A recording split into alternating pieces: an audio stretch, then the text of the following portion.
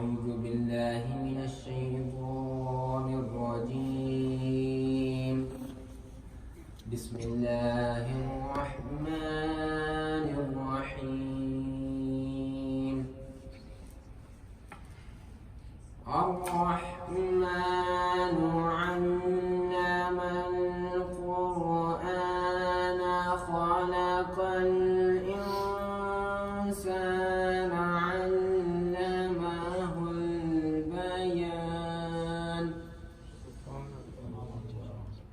الشمس والقمر بحسبان والنجم والشجر يسجدان والسماء رفعها ووضع الميزان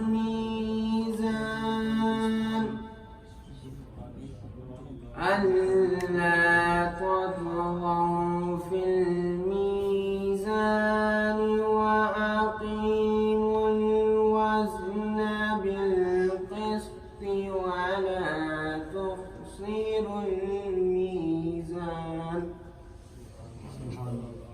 والأرض وضعها للأنام فيها فاكهة والنخل ذات الأكمام والحب ذو العصف والريحان. فبأي آلاء ربكما تكذبان. صدق الله العظيم.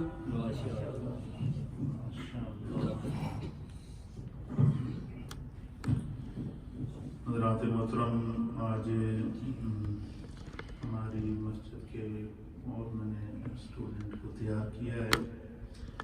یہ ابھی تھوڑے شرما رہے تھے تو میں نے ان سے کہا کہ آپ کے ساتھ میں دوسرا بچہ بھی بٹھاؤں گا تاکہ آپ کا روح کھلے گا. یہ سب مل کر آپ کو جو ہے نا وہ نعت سنائیں گے. آپ سب نے ان کی حوصلہ افزائی کریں گے.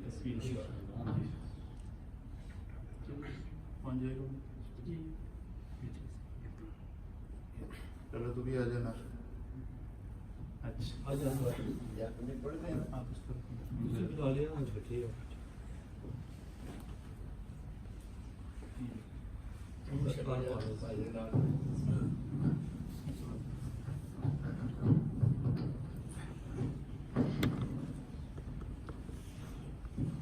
سارے انہوں کا ساتھ دینا تاکہ انہوں کا رخ کھلے بچوں.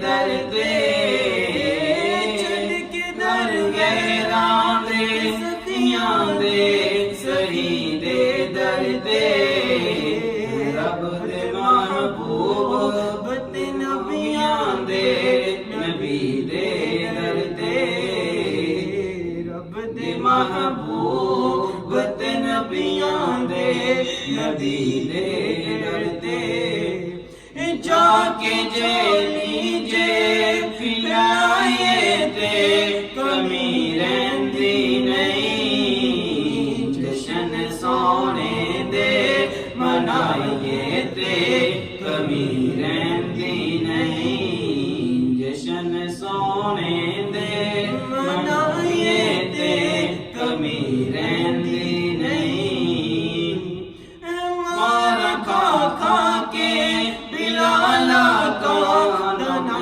لیندا سی مارا کھا کھا کے بلالا کا دنا لیندا سی کعبے دی چھت تے کھڑا ہو کے جو کہندا سی کعبے دی چھت تے کھڑا ہو کے جو کہندا سی یار لئی مار جے کھائیے دے کمی رہندی نہیں یار لئی مار جے کھائیے دے کمی رہندی نہیں جشن سونے دے منائیے تے کمی رہندی نہیں جشن سونے دے منائیے تے کمی رہندی نہیں منگیا رب کولوں اسی پیار صحابہ لا منگیا رب کولوں اسی پیار صحابہ والا علیوں خلقت کردار صحابہ والا بالیوں خلقت کردار صحابہ والا اپنے معیار بنائیے تے کمی رہندی نہیں جشن سونے دے منائیے تے کمی رہندی نہیں جشن سونے دے منائیے تے کمی رہندی نہیں اس گھرانے دے وفاداراں تو صدقے جائیے اس گھرانے دے وفاداراں تو صدقے جائیے سونے دی حالت حقداراں تو صدقے جائیے سونے دی حالت حقداراں تو صدقے جائیے ٹکڑے پنج تن دے جے کھائیے تے کمی رہندی نہیں جشن سونے دے منائیے تے کمی رہندی نہیں جشن سونے دے منائیے تے کمی رہندی نہیں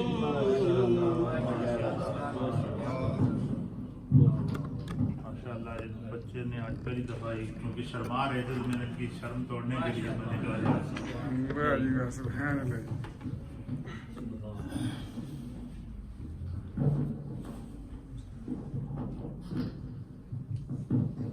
صلی اللہ علیہ یا رسول اللہ وسلم علیک یا حبیب اللہ صلی اللہ علیہ یا رسول اللہ وسلم علیک یا حبیب اللہ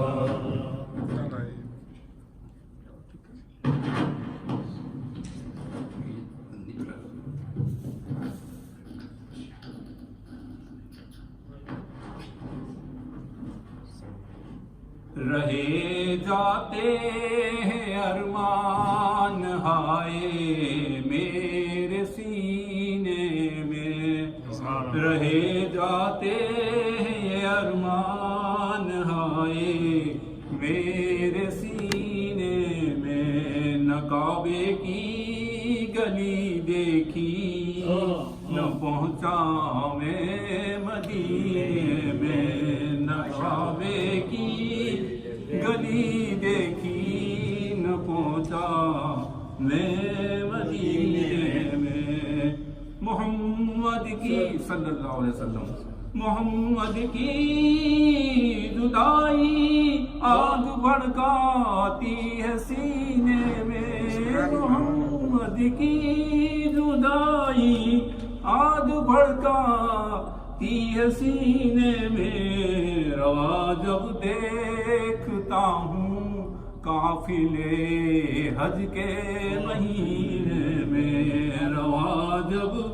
دیکھتا ہوں قافلے حج کے مہینے میں، محمد صلی اللہ علیہ وسلم اس طرح آرام فرما ہے مدینے میں، محمد اس طرح آرام فرما ہے مدینے میں، کہ جیسے سورہ یاسین ہے قرآن کے سینے میں، کہ جیسے سورہ یاسین ہے قرآن کے سینے میں، سنا ہے نور کی برسات ہوتی ہے مدینے میں، سنا ہے نور کی برسات ہوتی ہے مدینے میں،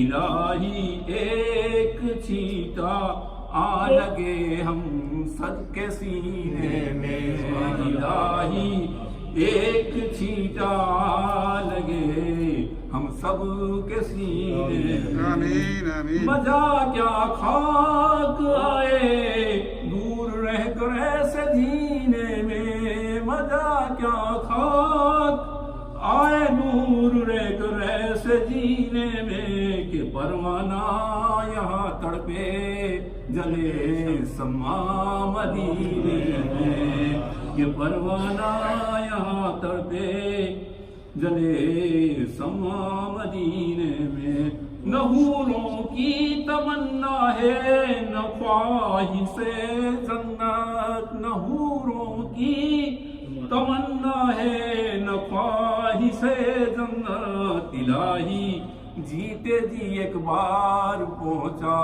دے مدینے میں، غریب جائیں کہاں یا رب تڑپتی روح کو لے کر، غریب جائیں کہاں یا رب تڑپتی روح کو لے کر، تیرے محبوب کا صدقہ تو پہنچا دے مدینے میں، رہ جاتے ہیں ارمان ہائے سب کے سینے میں، کعبے کی گلی دیکھی نہ پہنچا ہم مدینے میں۔ سبحان اللہ، ماشاء اللہ، کیا بات ہے بدی بھائی، سبحان اللہ۔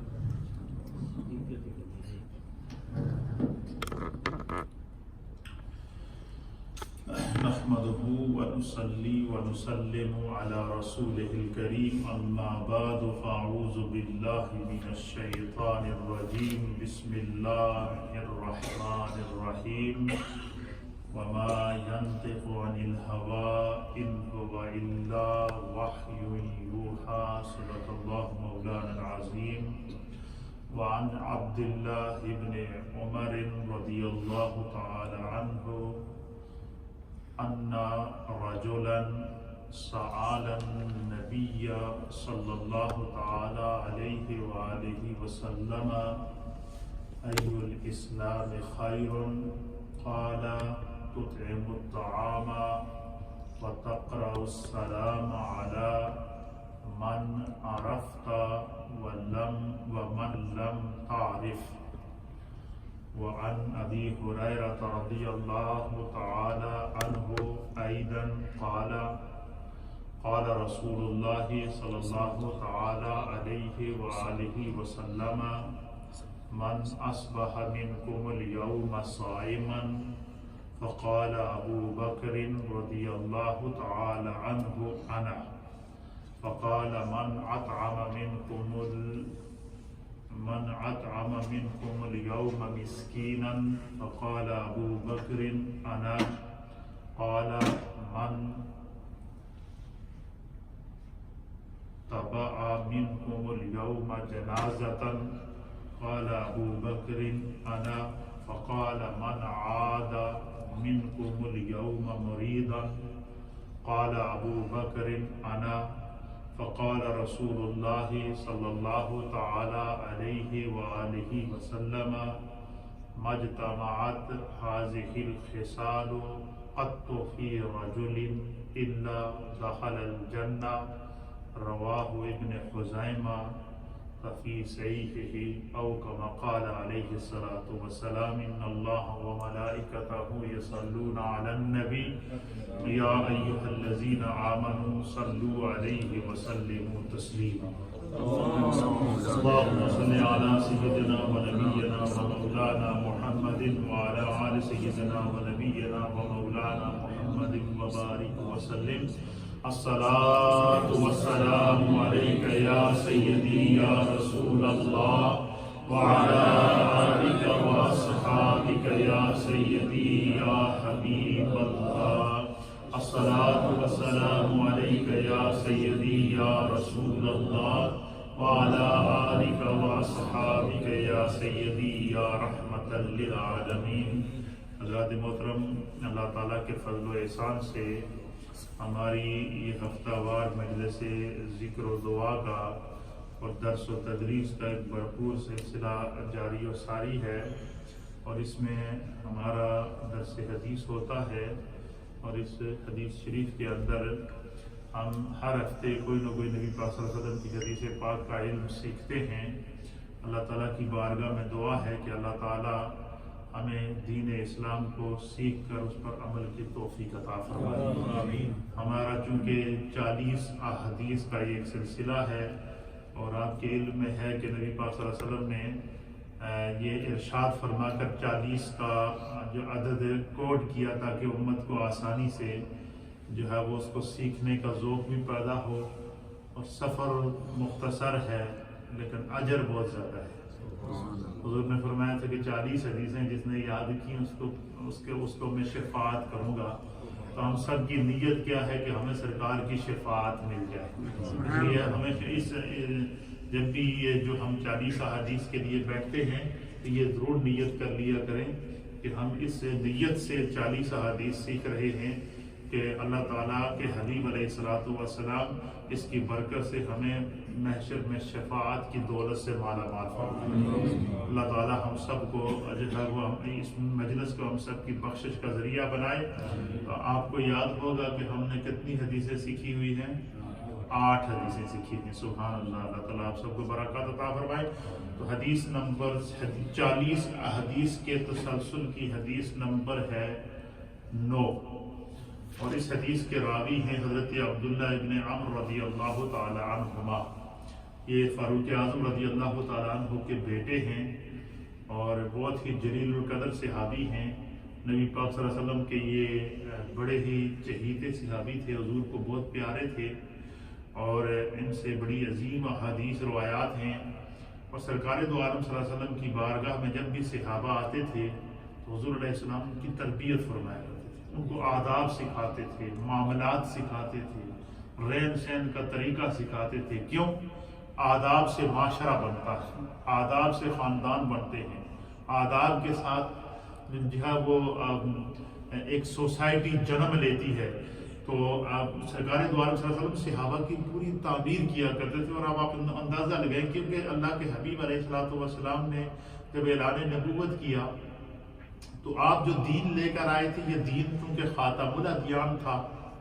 آپ جو کتاب لے کر آئے تھے یہ خاتم الکتب تھی. آپ کو جو اللہ نے نبوت عطا کی تھی وہ خاتم النبیین ہونے کی حیثیت سے عطا فرمائی تھی.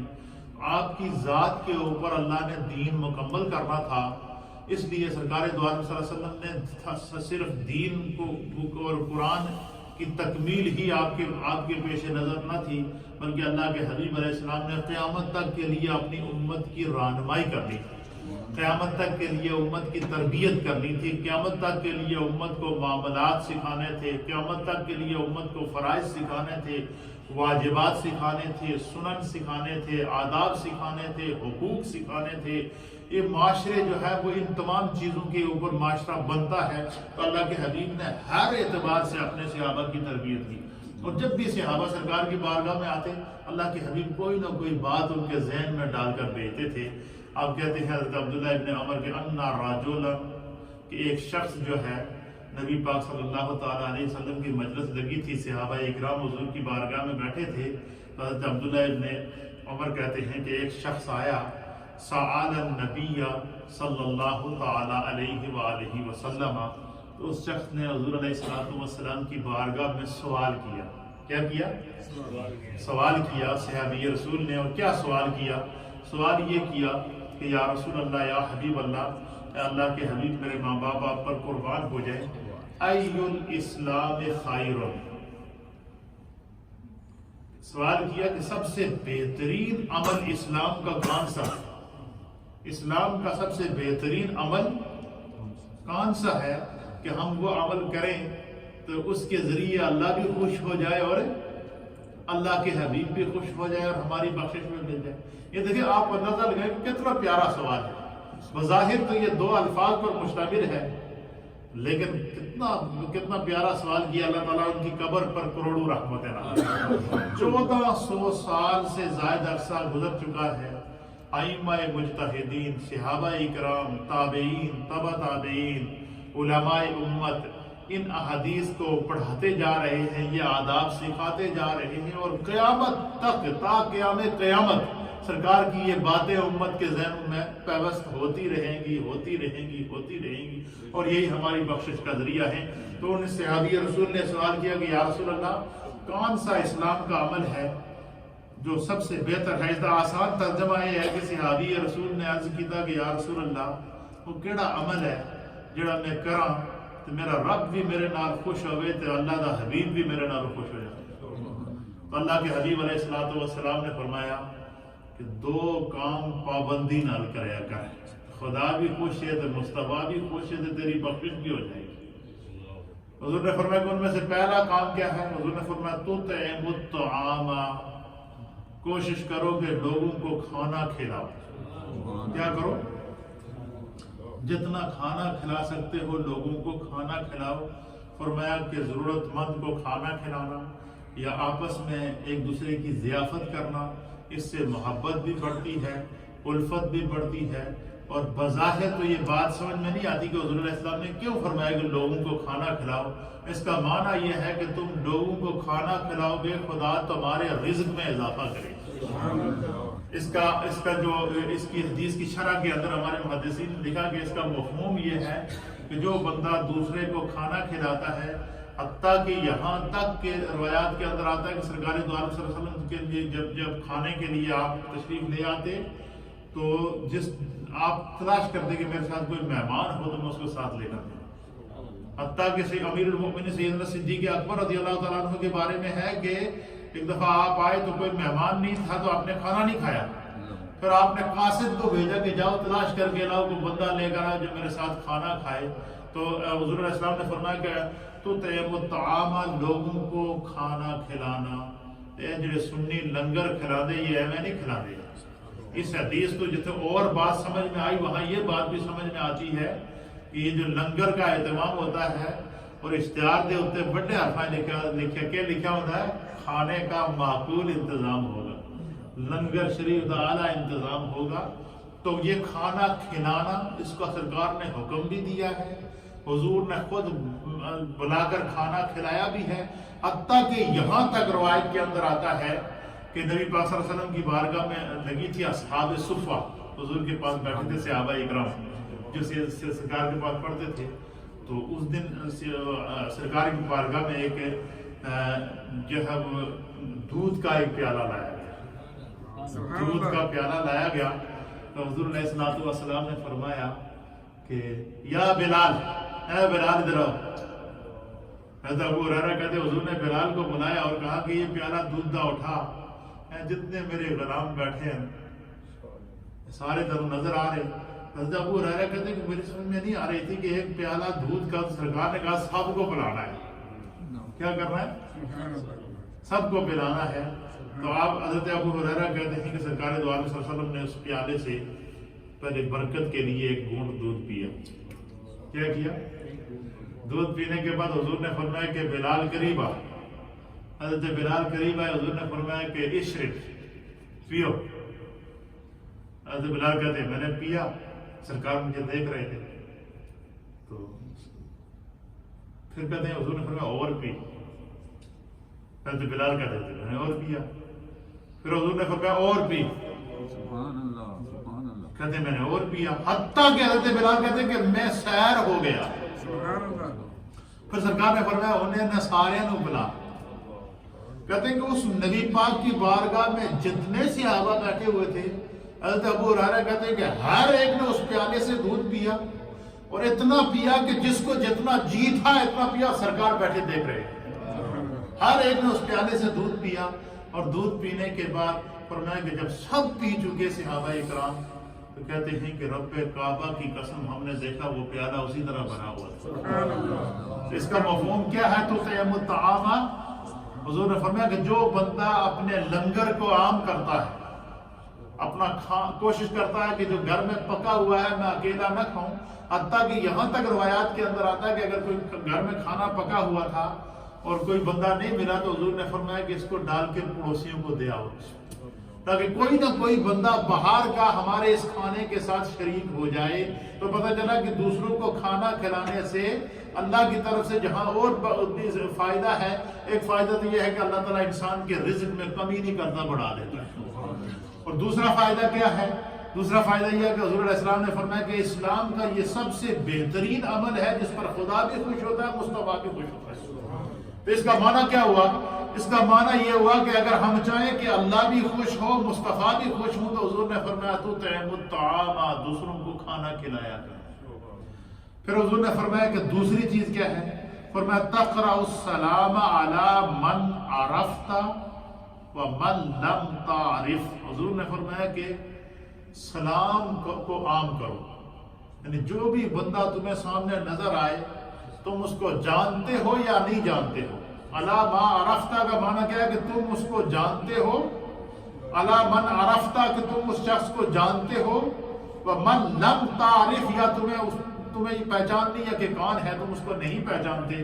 فرمایا جانو یا نہ جانو، تمہارے سامنے بندہ آ جائے اور تم دیکھ رہے کہ میرا مسلمان بھائی آ رہا ہے، حضور نے فرمایا کہ اس کو کہو السلام علیکم ورحمۃ اللہ وبرکاتہ۔ حضور نے فرمایا کہ سلام کو عام کرو، سلام کو کیا کرو؟ عام کرو۔ اور حضور نے فرمایا کہ جو بندہ دوسرے کو سلام کرتا ہے تو السلام علیکم ورحمۃ اللہ وبرکاتہ۔ یہاں تک حدیث کے اندر آتا ہے کہ نبی پاک صلی اللہ علیہ وسلم کی بارگاہ لگی تھی، صحابہ اکرام ہدایت کے ستارے حضور کی بارگاہ میں بیٹھے تھے، تو ایک صحابی ایک رسول آئے اور انہوں نے آ کر کہا السلام علیکم۔ حضور علیہ السلام نے فرمایا وعلیکم السلام 10۔ پھر دوسرے صحابی آئے اور انہوں نے کہا السلام علیکم ورحمۃ اللہ۔ حضور نے جواب دیا اور آپ نے فرمایا بیٹھو۔ وہ جب بیٹھے تو حضور نے فرمایا اشرون۔ پھر تیسرے صحابی آئے اور انہوں نے اگر کہا السلام علیکم ورحمۃ اللہ وبرکاتہ، تو حضور نے جواب دیا اور سرکار نے فرمایا بیٹھو۔ جب وہ بیٹھ گئے تو حضور نے فرمایا سلاسون۔ کہتے ہیں پھر چوتھے صحابی آئے اور انہوں نے آ کر کہا دیا السلام علیکم ورحمۃ اللہ وبرکاتہ ومغفرتہ۔ حضور نے جواب دیا، سرکار نے فرمایا بیٹھ جاؤ۔ جب وہ بیٹھے تو حضور علیہ السلام نے فرمایا اربعون۔ صحابی رسول نے سوال کیا یا رسول اللہ اس کی ہمیں سمجھ نہیں آئی کہ ایک شخص آیا تو آپ نے کہا 10، دوسرا آیا تو آپ نے کہا 20، تیسرا آیا تو آپ نے کہا 30، چوتھا آیا تو آپ نے کہا 40۔ اس کا کیا معنی ہے؟ تو اللہ کے حبیب علیہ السلام نے فرمایا کہ پہلے نے جب آ کر کہا السلام علیکم ورحمۃ اللہ تو اس کو اللہ نے 10 نیکیاں عطا، دوسرے نے اگر کہا السلام علیکم ورحمۃ اللہ وبرکاتہ تو اس کو اللہ نے 20 نیکیاں عطا فرمائی.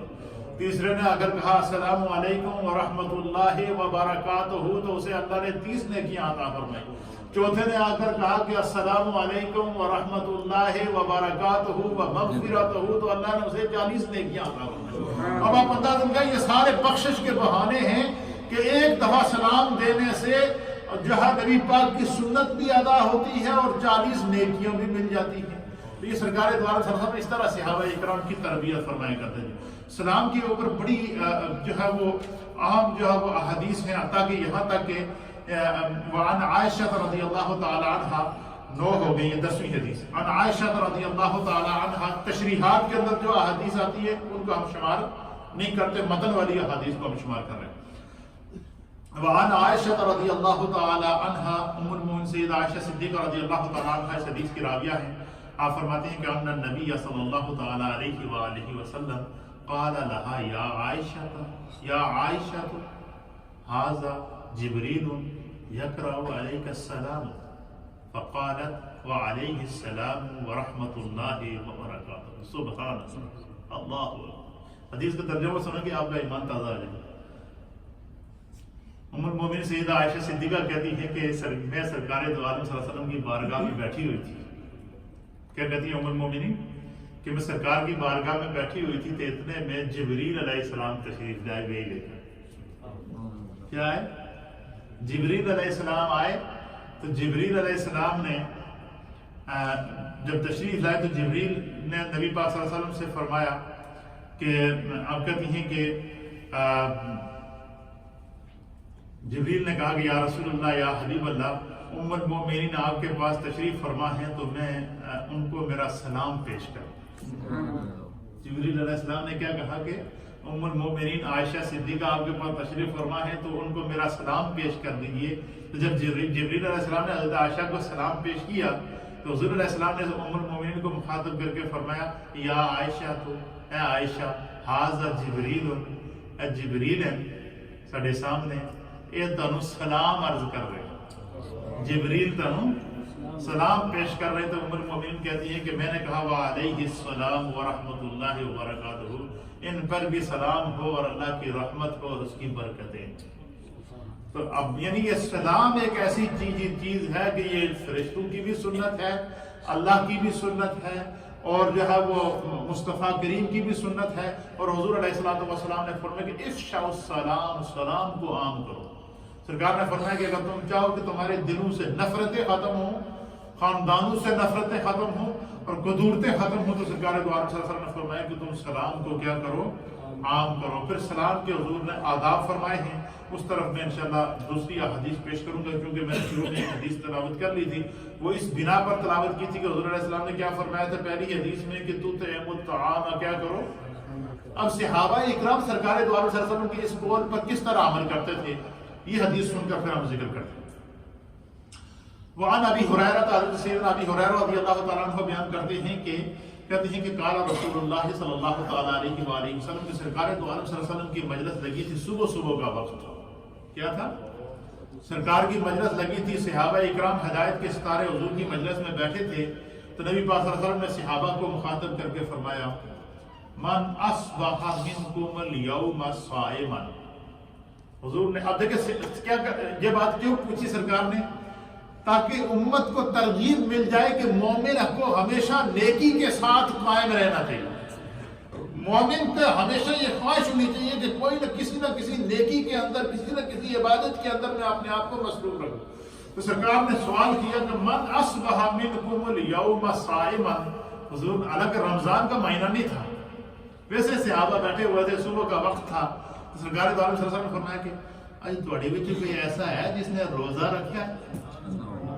کیا سوال کیا سرکار نے؟ آج تھوڑے وچ کوئی ایسا ہے خوش نصیب کہ جس نے آج روزہ رکھا ہوئے؟ تو حضرت ابو ہریرہ کہتے ہیں کہ فقال ابو بکر، حضرت سیدنا ابو بکر صدیق رضی اللہ تعالیٰ عنہ نے عرض کیا انا یا رسول اللہ آپ کے ابو بکر نے آج روزہ رکھا ہوا ہے. اللہ اکبر سبحان اللہ.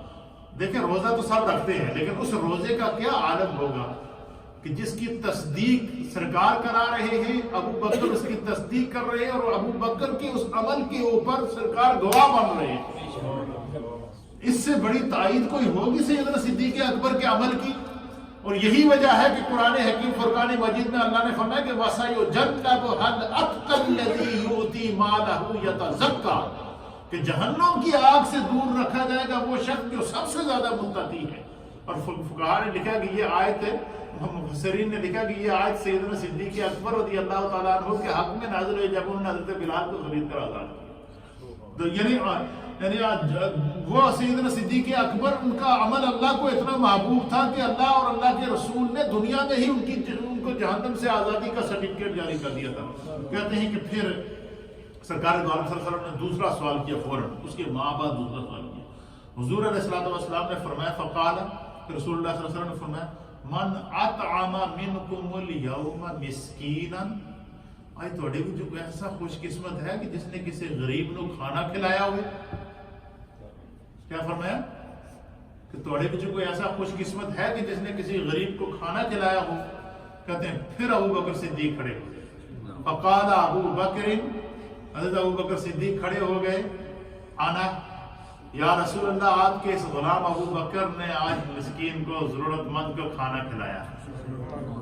کہتے ہیں کہ پھر سرکار دو عالم صلی اللہ علیہ وسلم نے فرمایا، من تبع منکم اليوم جنازۃ، آج توڑے بھی کوئی ایسا خوش قسمت بھی ہے کہ جس نے کسی مسلمان بھائی یا مسلمان بہن کی نماز جنازہ میں شرکت کی ہو؟ کہتے ہیں پھر سیدنا ابو بکر صدیق کھڑے ہو گئے، فقال ابو بکر، پھر کھڑے ہو گئے اور انہوں نے کہا انا یا رسول اللہ، میں نے جنازے میں بھی شرکت کی۔ پھر کہتے ہیں کہ پھر سرکار دو عالم صلی اللہ علیہ وسلم نے پھر سوال کیا۔ اچھا، یہ ساری چیزیں کیوں پوچھ رہے ہیں؟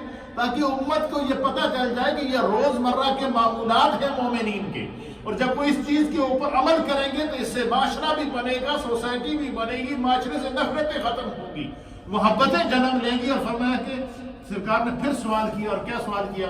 حضور علیہ السلام نے سوال کیا کہ من عاد منکم اليوم مریضا، تھوڑے کوئی ایسا بھی ہے کہ جس نے کسی مریض دی عیادت کی ہوئی؟